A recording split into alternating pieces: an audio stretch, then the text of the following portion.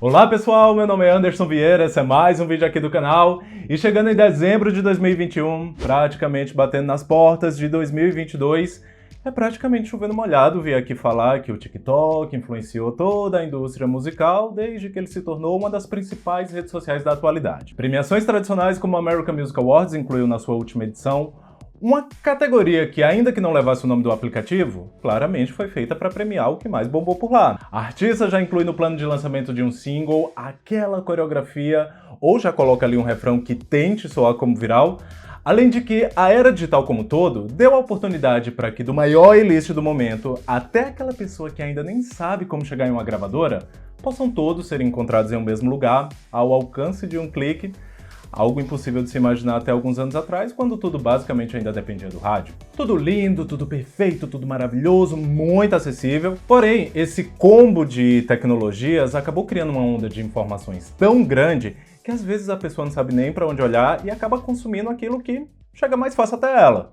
E para não ficar do lado da moeda que passa despercebida, vocês já devem ter percebido que muita coisa nas músicas que são lançadas hoje são bem diferentes em relação a nem tanto tempo assim atrás. Coloca aí 3, 4 anos para trás que já vai dar para entender. Músicas cada vez mais curtas, onde o refrão chega cada vez mais cedo, se às vezes já não é como a música começa, vem se tornando cada vez mais comum. Porém, pega esse pulo do gato. Se a gente for pegar o formato da maioria dos hits pop de hoje e comparar com dos anos 50 e 60, a gente vai encontrar mais similaridades do que diferenças, pelo menos no que engloba esse aspecto em específico. As músicas costumavam ser curtas, de repente elas ficaram um pouquinho mais longas.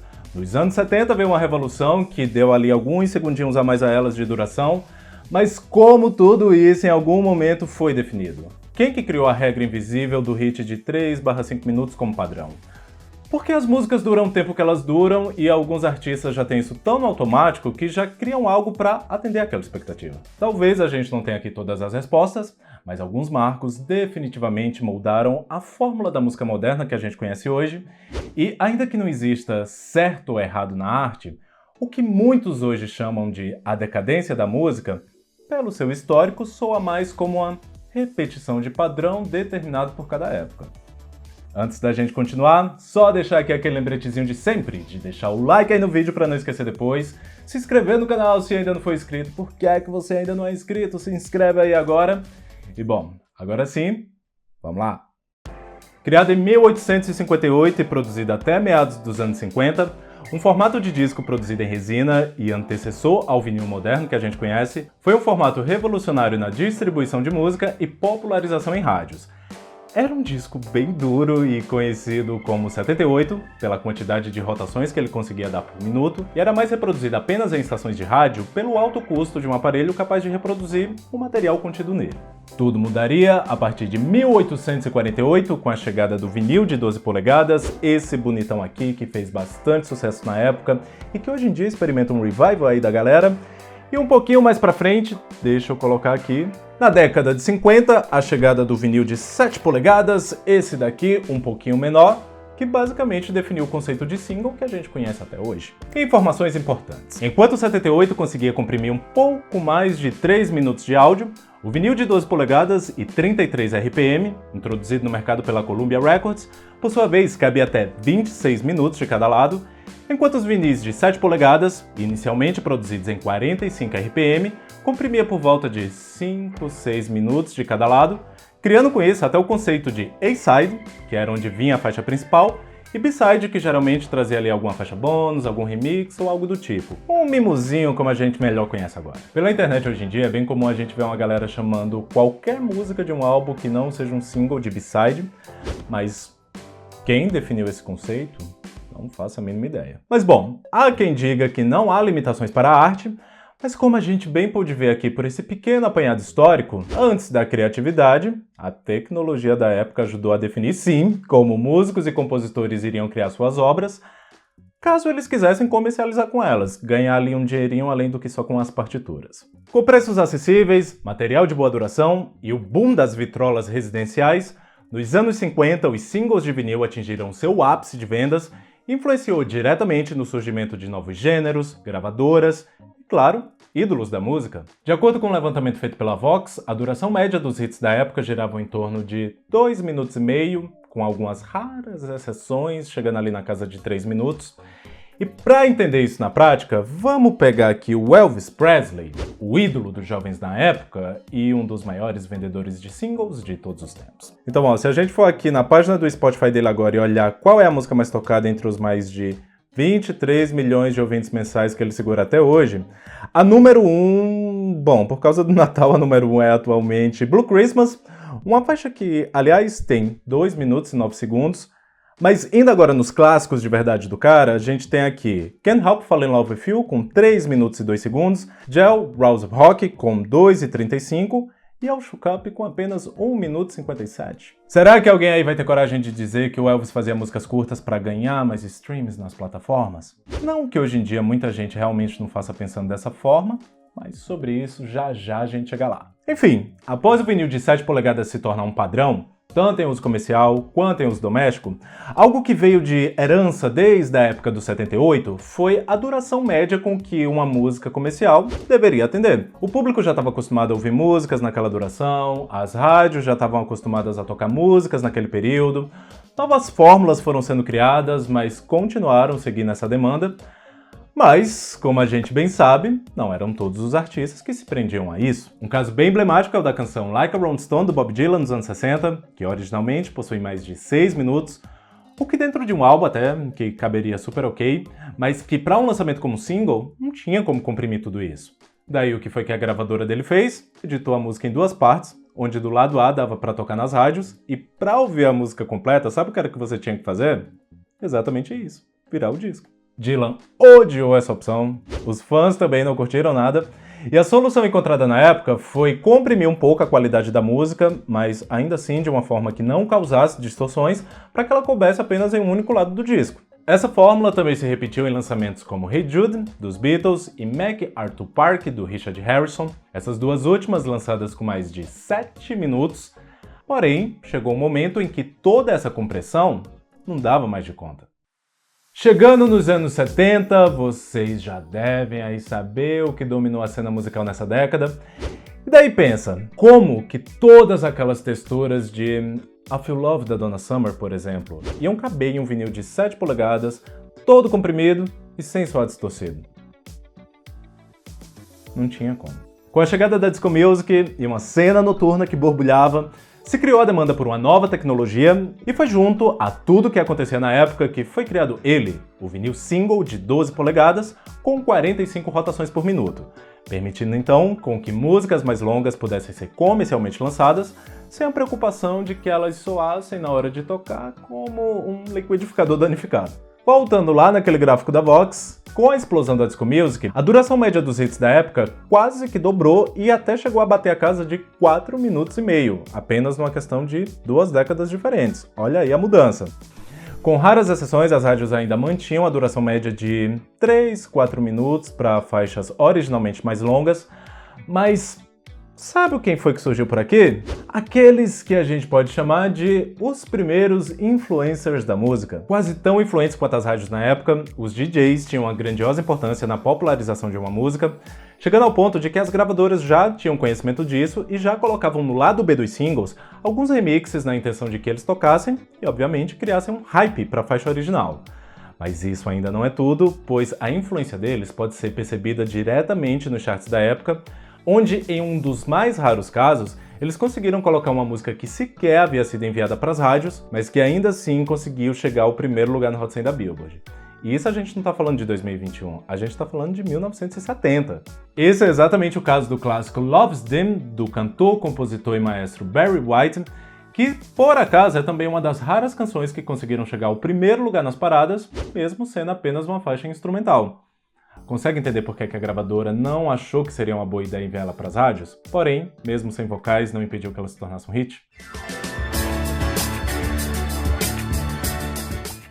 Até hoje, o single de 12 polegadas mais vendido na história é o de Blue Monday, dos britânicos do New Order, lançado em 1983 e que vendeu mais de 1 milhão de cópias. Lembrando aqui novamente que a gente está falando de uma época em que para escutar música a pessoa tinha que literalmente sair de casa, ir em uma loja, comprar um vinil, e nesse caso, que tinha apenas uma música. É agora que alguns podem até fazer a pergunta, mas por que não compravam logo o álbum, que já tinha ali a música? Porque assim como hoje em dia, nos anos 70 e 80, também já rolava isso de não necessariamente um single entrar no disco. Hoje, por razões diversas, mas lá naquela época, acredito eu que como uma forma de vender mais material. Por exemplo, Blue Monday é, na teoria, o lead single do álbum Power, Corruption and Lies, do New Order, mas ela só foi entrar de fato na tracklist do disco a partir dos lançamentos em CDs que só foram acontecer anos depois.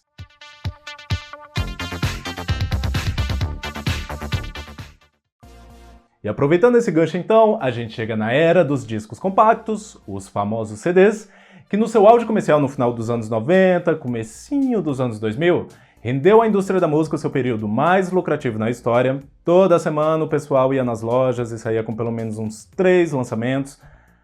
Não que essa fosse exatamente a realidade do Brasil, porque um CD por aqui era bem caro, considerando o salário mínimo da época, mas era um formato de qualidade, fácil de guardar e com várias opções de aparelho para você ouvir onde quisesse, incluindo até mesmo andando na rua. Olha aí que revolução! A chegada do CD possibilitou inúmeras facilidades, tanto para o criador quanto para o ouvinte. Não existia mais isso de virar disco, e até mesmo as rádios não dependiam mais tanto dos singles, já que era bem fácil controlar qual música entrar. E apesar de existir um limite na duração que um CD comporta, a herança das gerações anteriores criou essa regra invisível do quanto um álbum ou uma música tem que durar. Pega a história de qualquer artista, sempre vai ter alguém que influenciou ele, ou ele já ali a influência da influência da influência de uma outra pessoa, e por mais que esse seja um questionamento que talvez nem passe pela cabeça deles, foi dessa forma com que cada um aprendeu a gostar e a também querer fazer música, e daí que todo esse apanhado histórico nem precisa aí ser uma questão, é só a forma como cada um aprendeu, e vamos aí seguindo. Tanto que é só pegar como exemplo a revolução que veio seguinte após o CD. E mesmo com o surgimento da era digital, onde pela primeira vez não havia mais limitação de tempo pra nada, uma música poderia durar o tempo que o artista quisesse, um álbum poderia durar o tempo que ele quisesse, ninguém foi lá e meteu o louco de lançar um disco de 5 horas de duração, assim como os singles também continuaram, em sua grande maioria, dentro do tempo que historicamente eles sempre tiveram. Em entrevista de 2015 para NPR, Steve Jones, presidente de uma rede de rádios do Canadá, comentou: "O que motiva o que irá tocar nas rádios é o desejo do artista que sua música alcance o grande público, e das gravadoras em lucrar com isso. É por isso que a escolha de um single é tão importante. Para cativar os ouvintes, entregamos uma forte variedade de repertório. O fã de rock não vai gostar de todas as músicas de rock. Em nossa estação de hits, nós oferecemos o dobro de música, o que exige que canções de sucesso sejam editadas para torná-las mais curtas." O rádio até hoje tem uma grande importância na construção de um hit, mas em 2021, playlists e plataformas de streaming talvez tenham até mais importância dependendo de algum gênero específico. O veículo pode até mudar, mas o comportamento das pessoas acaba sendo o mesmo, e isso acaba refletindo como os artistas tentam ganhar atenção dentro dessa nova dinâmica. Agora não é mais o radialista que vai editar a música para que ela fique mais curta, para evitar que a pessoa troque de estação, caso aquela que esteja tocando não seja do seu agrado. Agora já são os próprios lançamentos que estão chegando cada vez mais moldados para que a galera não pule quando ela aparecer em alguma playlist. É todo mundo que está fazendo isso? Óbvio que não. Lil Nas X é literalmente uma cria desse atual cenário de TikTok / streaming, e ele sabe muito bem como jogar com isso, mas ao mesmo tempo que esse ano ele teve um hit número 1 com Call Me By Your Name, que é aí uma música de 2 minutos e 17 segundos, o seu hit seguinte, que também foi número 1, Industry Baby, é uma música que tem aí 3 minutos e meio. O atual single da Olivia Rodrigo, Traitor, é uma música de quase 4 minutos, e até mesmo a Doja Cat, que eu vejo que muita gente pega aí no pé dela quando o assunto é esse de músicas curtas. Quando você olha, 2 dos maiores hits dela esse ano, no caso Kiss Me More e Need to Know, são aí singles comuns de 3 minutos e meio. Óbvio que esses 3 têm aí as suas músicas que beiram ali os 2 minutos, mas eu acho que essa é a primeira vez, dentro do que ficou subentendido como aceitável, que essa necessidade de seguir uma fórmula de duração está sendo cada vez mais deixada de lado, porque uma coisa é certa, muitos sucessos de 3 minutos e meio, 4 minutos, foram feitos dentro dessa duração para atender a demanda do contexto da época em que elas saíram. Quantas vezes a gente já não escutou uma música e pensou, que música repetitiva, não poderia ser um pouquinho mais curta?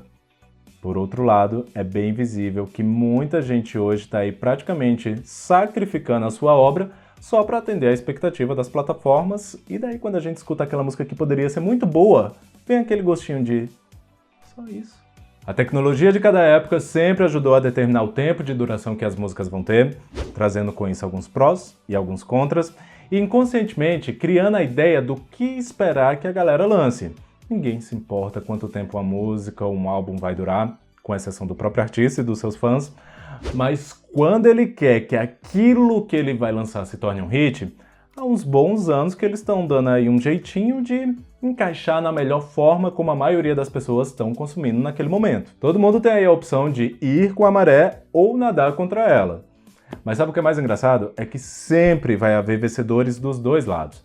Pois afinal, o que sempre vai contar mais é se aquilo que ele entregou tem ali um valor de entretenimento, de narrativa, de conexão, de inovação.